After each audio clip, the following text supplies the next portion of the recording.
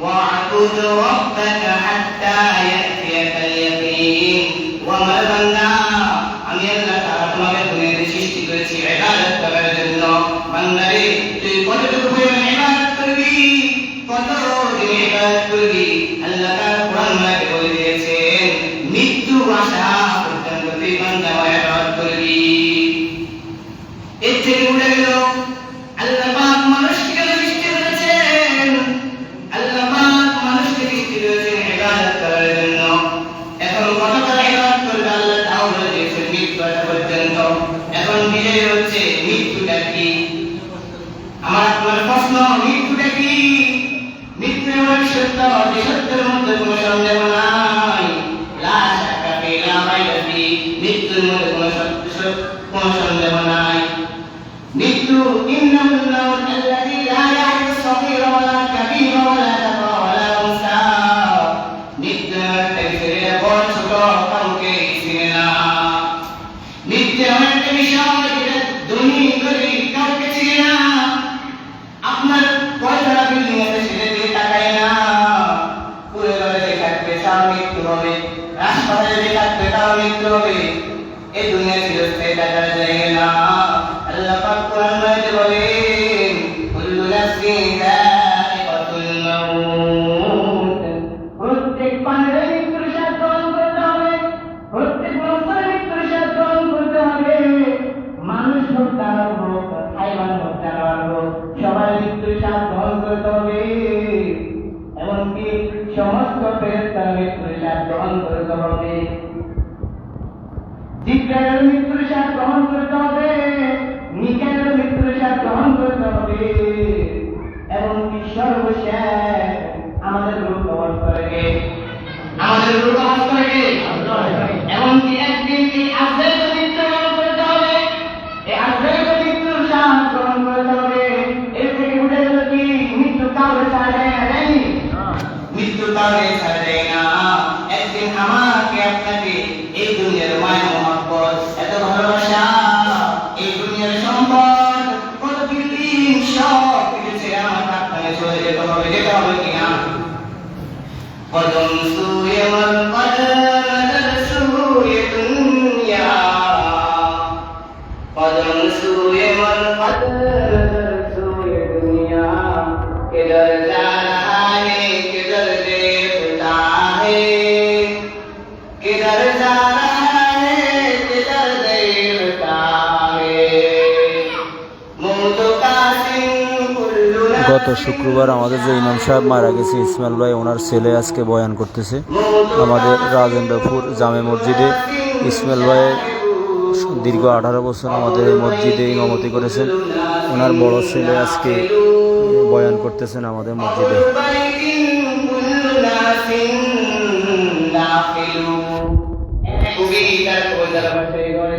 তোমার বড় জীবন তো আস্তে আস্তে কবর দিকে যাইতেছে। একদিন যাচ্ছে মানে তুমি কবর থেকে একটা আগাইতেছ, 1 বছর যাচ্ছে মানে তোমার জীবন এক থেকে 1 বছর চলে যাচ্ছে, তুমি 1 বছর কবরের দিকে আগাইতেছ। তোমার বড় জীবন যাচ্ছে কবর দিকে, আর তুমি দুনিয়া যাচ্ছি কি দিকে তাকিয়ে আছো? তুমি চিন্তা করো, হাই আমি বৃদ্ধ হয়ে গেলাম, আমি একটা ঘর বানাইতে পারলাম না, আমি কি করলাম? কোনদের টাকা পয়সা আমার কাছে কিছুই নাই, তুমি দুনিয়া চাচ্ছি কে দিকে তাকিয়ে আছো? মুতু কাসিন কুল্লু নাসিন শারিউ, মৃত্যু এমন এক পেয়ালা, কি পেয়ালা, যে পেয়ালার পানি সবাইকে পান করতে হবে, ছোট বড় যুবক বৃদ্ধ সবাইকে পান করতে হবে। মৃত্যু এমন এক পেয়ালা, এই দুনিয়ায় কেউ থাকতে পারবে না, আমিও থাকতে পারবো না, আপনারাও পারবেন না, কেউ থাকতে পারবেন বলেন না? এই দুনিয়ার মায়া মহব্বত, দুনিয়ার ভালোবাসা, সন্তানের ভালোবাসা, মাতা পিতার ভালোবাসা, এত সম্পদ সব কিছু তার জন্য। দেখবেন একদিন আমি আপনি দুনিয়ার মায়া ছেড়ে চলে যেতে হবে, যেতে হবে কিনা?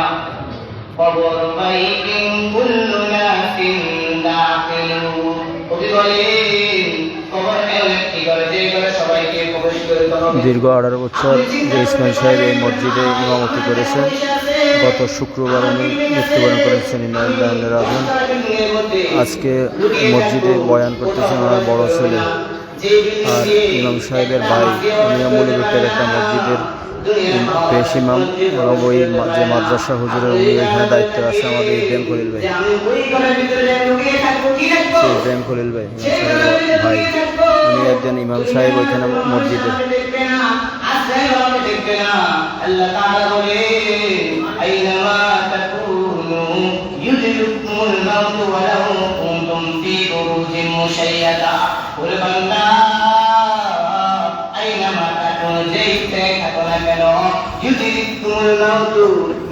রাজেন্দ্রপুর জামে মসজিদ। আপনি মনে করতেছেন আমি টাকা দিলে মনে হয় আমাকে মৃত্যু দেবে না। না না না, আপনার মৃত্যু যেই কেন হবে, আপনি যেখানে থাকেন না কেন, আপনার মৃত্যু যদি সময় লেখা থাকে, আপনার মৃত্যু যদি টাকা লেখা থাকে, তাহলে আপনি ঠিক করে টাকা দেবেন, ঠিক আছে আপনার মৃত্যু হবে। আল্লাহ তাআলা বলেন আইনামা তাকুনু ইউদিকুমুল মাউতু ওয়ালাউ কুনতুম ফি বুরুজিন মুশাইয়াদা। বান্দারে তুই যে স্থানে যাস না কেন, একটা পাঁচিল নির্মাণ করলে যে পাঁচিল দিয়ে দুনিয়ার কোনো হাওয়া বাতাস ঢুকে না, বান্দারে মনে রাখবি ওই ঘরের ভিতরে আর দুইটা রোগ বাস করবে কিনা। যেমন তার সাক্ষী বলা হচ্ছে বর্তমান আইসিইউ, যে আইসিইউর ভিতরে দুনিয়ার কোনো হাওয়া বাতাস ঢুকে কিনা, ঢুকে না। অথচ সেই আইসিইউর ভিতরে থাকার পরও মানুষ মারা যায় কিনা। মৃত্যু থেকে যতই পলায়ন করো না কেন বন্ধু, মৃত্যু দেখবে একদিন তোমার সাথে সাক্ষাৎ করবে। আল্লাহ পাক কোরআন মাঝে বলেন কুল ইন্নাল মাউতাল্লাযী তাফিরুনা মিনহু ফাইন্নাহু লাকীকুম। ও আমার নবী, আপনি আপনার বান্দাদেরকে বলে দেন তারা মৃত্যু থেকে ভয় করে। মৃত্যুর সবাই ভয় করে কিনা?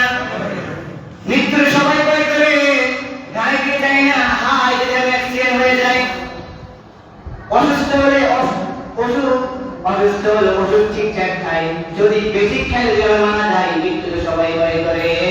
যদি আমি মারা যাই আমার সন্তানের কি অবস্থা হবে, আমার পরিবারের কি অবস্থা হবে, আমরা সকলে চিন্তা করি না বলেন না?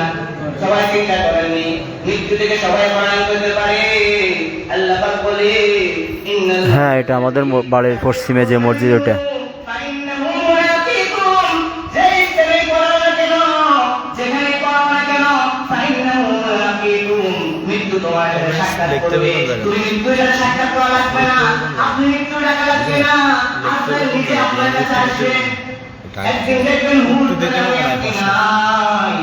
এই দুনিয়ার কত মানুষ চলে গেছে কবরে, কত বন্ধু বান্ধব, কত আত্মীয় স্বজন, কেউ তো নিয়ে থাকতে পারেননি। একটু আশেপাশে তাকিয়ে দেখেন, আপনাদের মাঝে আমাদের মাঝে অনেক মানুষ কত হাসি ঠাট্টা করেছিল। ভাই মানুষ ভেবে সুন্দর কিছু কথা বলছে, এখন তাকে মানুষ কি বলে, মুগ্ধ বলে, কি বলে, লাশ বলে, লাশ। তার কি হয়ে গেল? সে কথা বলে না, চোখে দেখে না, মুখে কথা বলে না। একদিন আগে যে মানুষটা আমাদের মাঝে বসা ছিল, আজকে সেই মানুষটা নাই। এরকম আমার ঘটনা হয় কিনা? এই মৃত্যু একদিন আশঙ্কা চলে আসবে। দুনিয়ার আশা নিলাম রয়েছে, দুনিয়া সর্বপ্রথম আগে মা আসবে, বাবা আসবে, তারপর ছেলে সন্তান আসবে। কিন্তু বন্ধু মনে রাখবে, দুনিয়ার যাওয়ার সময় কোনো নিজাম নাই, কোনো পদ্ধতি নাই। দেখা যাচ্ছে বাবা এখনো জীবিত, অথচ সন্তান এখনো জীবিত, অথচ বাবা কবরে চলে গিয়েছে। হয় কি হয় না? সন্তান এখনো জীবিত, অথচ কবরে চলে গিয়েছে। বাবা এখনো জীবিত, বাবার 80-90 বছর হয়ে গিয়েছে, অথচ সন্তানের বয়স মাত্র 30, এরকম হয় কিনা? এই মৃত্যুর কোনো গ্যারান্টি নাই। আমার আপনার পাশে অনেক মানুষ ছিল যারা শুক্রবারে কাঁধে হাত রেখে আসতো, বলতো বন্ধু চল আমরা মসজিদে যাই, বন্ধু চল আমরা কোথায় যাই। কিন্তু অথচ ঘুরে দেখো আমার সাথে আপনার সাথে কত মানুষ ছিল, কেউ আজকে দুনিয়াতে থাকতে পারেন না, অনেকে চলে গিয়েছে। কখন চলে আসবেন আমাকে আপনারা ডাকবে, লাইভে একটা এটা আসছে ইসমাইল মাওলানা, যে ছবিটা আসছে উনি গত জুমার দিনে মৃত্যুবরণ করেছে। আমাদের এই মসজিদে 18 বছর ইমামতি করেছে। ওনার বড় ছেলে আজকে বয়ান করতেছে। কমলনগর থেকে এসেছে ওনারা, ওনাদের বাড়ি হচ্ছে কমলনগর, করুণানগর। আপনার রূপটা কবজ করে নিয়ে চলে যাবে, তখন দেখবেন পাড়াপতি সবাই কাঁদে, তখন দেখবেন পাড়াপতি সবাই কাঁদে, মহল্লাবাসী কাঁদে, অথচ আপনি আমি কিছু দেখতে পারবো না, মুখ দিয়ে একটা কথা বলার হবে না, হাত চলবে না, পা চলবে না। যখন আজরাইল রূপটা কবজ করে দিয়ে চলে যাবে, তখন দেখবেন ভাই কত সুন্দর মানুষ আমার সাথে কথা বলছিল, হাসছিল, অথচ এই মানুষটা এখন আর হাসতে পারে না, অথচ এই মানুষটা এখন আমার সাথে আর কথা বলতে পারে না। কি হয়ে গেল তার? সবাই কাঁদতে থাকবে, পাড়া প্রতিবেশী কাঁদবে, কেউ বা আপনার কবর নিয়ে ব্যস্ত থাকবে, কেউ বা বাঁশ কাটা নিয়ে ব্যস্ত থাকবে, কেউ বড় গেছে চাউনি নিয়ে ব্যস্ত থাকবে, এভাবে প্রত্যেকের কাজে ব্যস্ত থাকবে। কিন্তু ঘরের মালিক আমি আপনি থাকবো না। একদিক দিয়ে রান্না করবে, হাই কি হয়ে গেল আমার বাবার, কি হয়ে গেল আমার বাবার, বাজার থেকে আইসা বাবা আবার আর চলে যাবে না, কি রে মা খাইছো তুমি? গত জুমার দিন এই হুজুরের বাবা মারা গেছে। আমাদের এই মসজিদে ছিল দীর্ঘ 18 বছর। আজকে যিনি বয়ান করতেছে, আরে আমার ছেলে, বাইরে জিজ্ঞেস করো তোমার কি লাগবে আপনার, আরে আমার ছেলে কি লাগবে মা আপনার? সেই ছেলেটাও রাস্তা নাই, কে কার কাছে বলবে, কার কাছে বইয়ে করবে? সবাই কান্দতে থাকবে, মহল্লাবাসী কান্দতে থাকবে, পুরো এলাকার মধ্যে শোকের ছায়া নামবে কিনা? কবিতার ভাষায় বলে, মুতুকো সমঝা হে গাফিল ইখতিতামে জিন্দগি, मुझको समझा है गाफिल इख्तितामे जिंदगी, दर हकीकत मौत तेरे इब्तिदाए जिंदगी, दर हकीकत मौत तेरे इब्तिदाए जिंदगी, यहाँ हम सब मुसाफिर है, कब्र आखिर ठिकाना, कोई आगे रवाना है, कोई पीछे रवाना,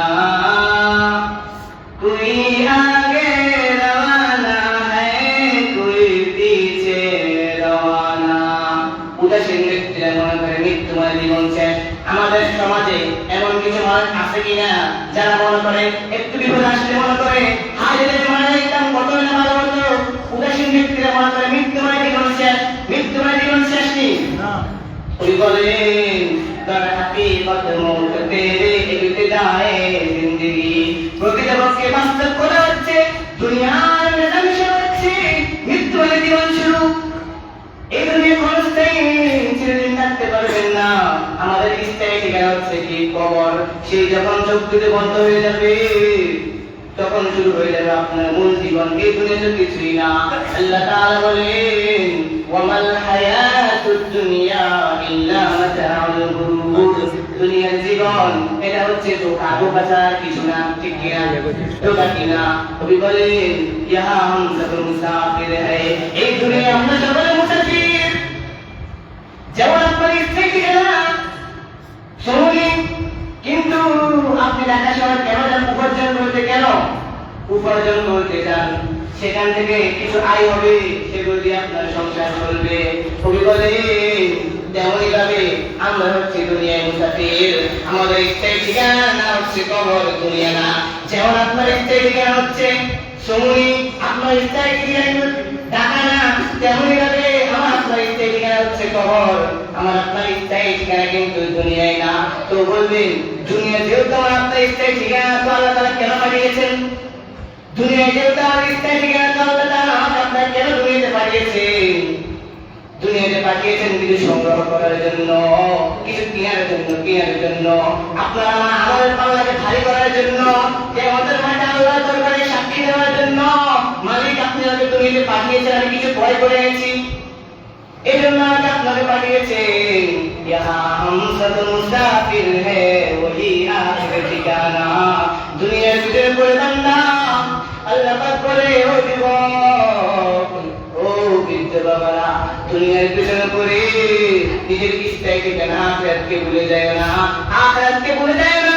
এই দুনিয়ার আপনার অনেক সম্পদ থাকতে পারে, 10টা 20টা বাড়ি থাকতে পারে, কিন্তু আপনি যখন মারা যাবেন তখন দেখবেন আপনার ধন সম্পদ কোনো কাজে আসবে না, একটা টাকা পয়সা কোনো কাজে আসবে না, আপনার বিল্ডিং কাজে আসবে না, কোনো কিছুই কাজে আসবে না, একটা টাকা পয়সা কাজে আসবে না, কোনো কিছুই কাজে আসবে না। তখন আপনি চিন্তা করবেন, হায় আমি এগুলো কার জন্য করলাম, রাত নাই দিন নাই, দিন রাত একত্র করে সন্তানের জন্য করলাম, এত বড় বিল্ডিং করলাম, কিন্তু আজকে আমি দুনিয়া থেকে চলে গেলাম, এই বিল্ডিং এই সবসময় আমার কোনো কাজে আসে না। कोई आगे रवाना है कोई पीछे रवाना। কবি বলে, কেউ আগে যাবে কেউ পিছে যাবে। ছোটবেলা বাচ্চারা যখন খেলাধুলা করে, একজন আরেকজনের কাঁধে হাত রেখে একজন আগে যায় একজন পিছে যায়, সারিবদ্ধ হয়ে যায়।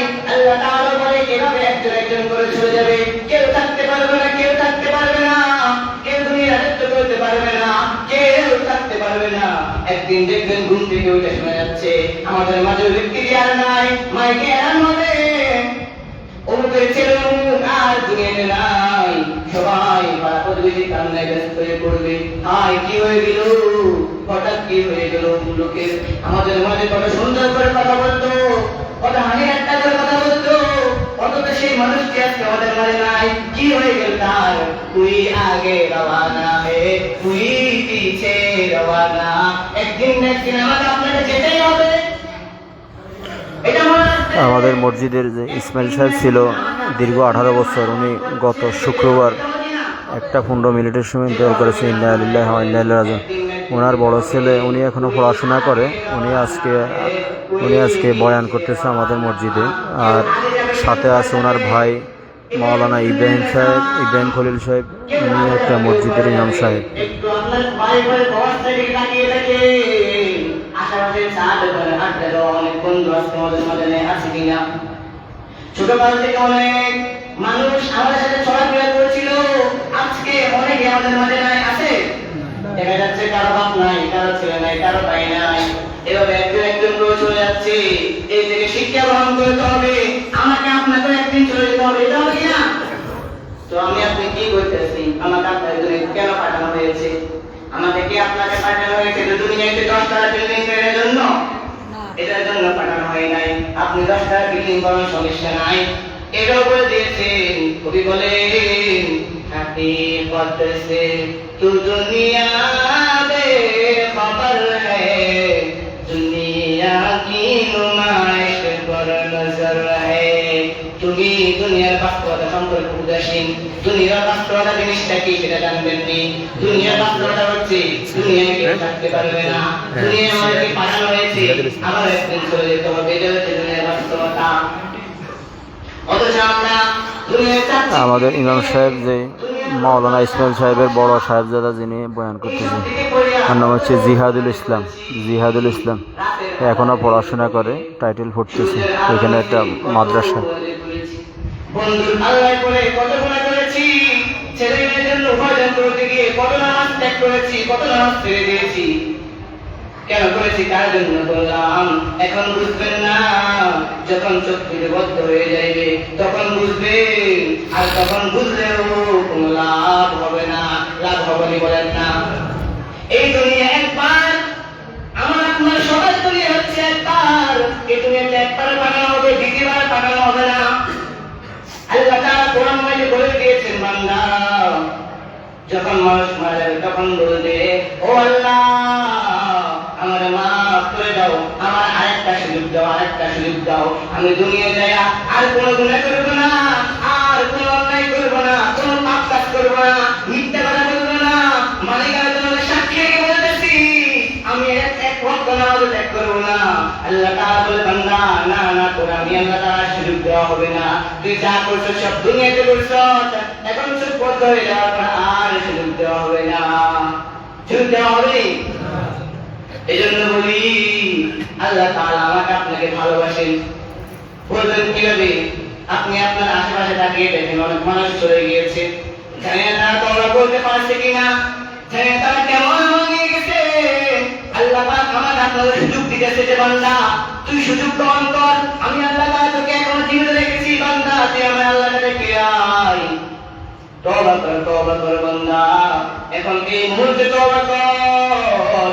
এমন তো হতে পারে এখান থেকে সকল মানুষকে পাইতে ঠিক মতো যাবে, এটা গ্যারান্টি কেউ দিতে পারবেন কিনা? হতে পারে যাওয়ার পথে একজন মারা যাবে, কোন গ্যারান্টি নাই। হাসান বসরি রাহমাতুল্লাহি আলাইহি একজন বড় বুজুর্গ ছিলেন। যখন তিনি একজন যুবককে একজন বৃদ্ধকে দেখতেন, তখন তিনি সেই যুবককে বলতেন, হে যুবক শুনে রাখো, সকল যুবক কিন্তু বৃদ্ধ হয়নি, সকল যুবক কিন্তু বৃদ্ধ হয় না, সকল গাছের ফল কিন্তু পাকে না, কিছু গাছের ফল পাকা না পড়ে যায় কিনা? সকল যুবক কিন্তু বৃদ্ধ হয় না। যুবকরা আমি তোমাদেরকে বলতে চাই, আগে যা গুনাহ হয়ে গেছে, আগে যা গুনাহ করে ফেলেছেন, আবার বৃদ্ধদেরকে বলতে চাই আগেরটা বাদ দেন, এখন থেকে মূর্তির তওবা করেন। আল্লাহর দরবারে দুই ফোঁটা চোখের পানি ফলাইয়া বলেন, ওগো মালিক,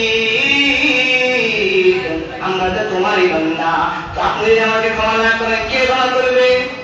চোখের দুই ফোঁটা পানি আল্লাহর কাছে ফলাইয়া কাঁদেন, আমার আল্লাহ গফফার গফুর, আমার আল্লাহ দয়ালু। এখনো সময় আছে বাবারা, চোখের দুই ফোঁটা পানি ফলাইয়া আল্লাহর কাছে ঠাকিয়ে দিলে তওবা করে বলেন, আল্লাহ আমি গুনাহ করে ফেলেছি, আমি গাফার করে ফেলেছি, আপনি সবকিছু দেখেছেন, আপনি আমাকে মাফ করে দেন।